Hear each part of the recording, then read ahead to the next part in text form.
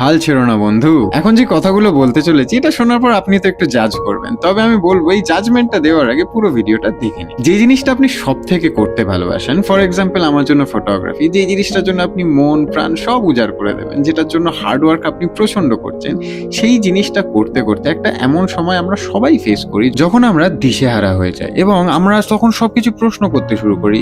Even এমনও হয় যে আমরা নিজেদের ক্যাপাবিলিটি গুলোকেও প্রশ্ন করি যে হয়তো আমি করতে পারছি না ঠিকঠাক। এই সময় আমরা সবাই অতিক্রম করে এসেছি। তবে আপনি যদি প্রচন্ড হার্ডওয়ার্ক করেন এবং আমি ওই যে বললাম না, মন প্রাণ উজাড় করে দেন, সবকিছু আপনি যদি স্যাক্রিফাইস করে দেন শুধু আপনার এই ভালোবাসার জিনিসটার জন্য, ঠিক সেই সময় ইউনিভার্স এবং এই পুরো দুনিয়াটা তার নিজের মতো করে কিছু সাইন দেয় আপনাকে এবং সেই সাইনের মাধ্যমে বোঝায় যে খেলা এখনো অনেক বাকি আছে, তুমি গিভ আপ করো না, জয় তোমার অবশ্যই হবে। ঠিক এরকমই কিছু ঘটে আমার সাথে। বুঝতেই পারছেন আমি একজন ফটোগ্রাফার, একজন আর্টিস্ট।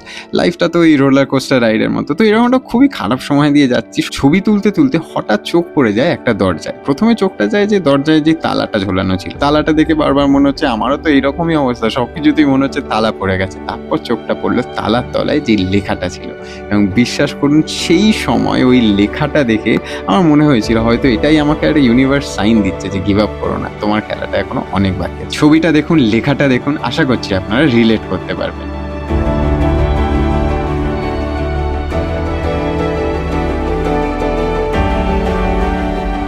আরেকটা ছোট্ট কথা, ইউনিভার্সাল সায়েন্সে আমি প্রচন্ড বিশ্বাস করি। মানে ওরকম অন্ধবিশ্বাস কিছু না, তবে আমার মনে হয়েছে অনেক সময় ইউনিভার্স নিজের মতো করে আমাদেরকে কিছু হিন্টস দেয় বা কথা বলে, এবং সেই জিনিসটা মানে ওই আর কি, ওই চোখটা থাকার দরকার যেটার মাধ্যমে আমরা দেখতে পারবো। তো আমি কি একাই যে এগুলো বিশ্বাস করি নাকি আপনারাও করেন? এটা একটু অন্য ধরনের ছবি ছিল। যাই হোক, ছবিটা যদি ভালো লেগে থাকে একটু সাবস্ক্রাইব করে নেবেন।